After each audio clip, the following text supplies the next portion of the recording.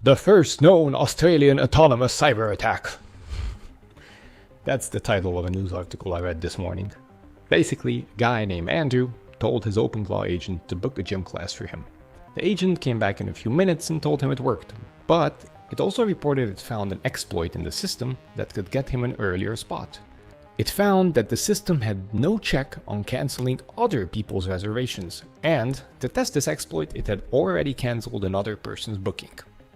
Andrew tried to get it reverted, but the agent couldn't rebook a cancelled appointment, so instead they drafted an email about the exploit so it can be fixed. What I hate about this article is that 10 publications reported it yesterday like it was breaking news. The Andrew in this article is most certainly Andrew Bird, head of AI at Affinda.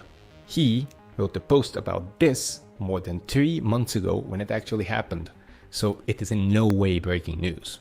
Also, the articles just say it was an Anthropic Claude model and compared it to other stories we got last few weeks about frontier models escaping their sandboxes and hacking into live websites.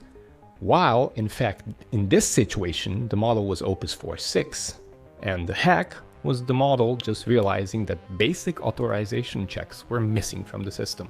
That being said, I think it still raises 2 important questions.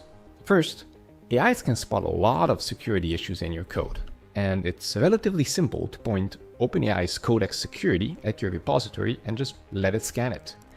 Or, if you prefer, you can also use open-weight models with tools like Strix to scan your codebase, which will help find the biggest offenders. Second, AIs can be held liable, so you really need to make sure your agents have the necessary guardrails.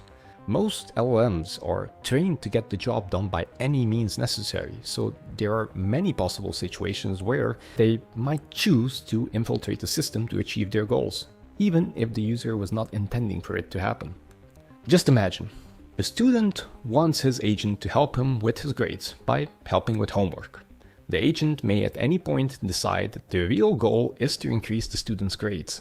And the easiest way for that to happen is if it can hack into the school's system and increase it in the database.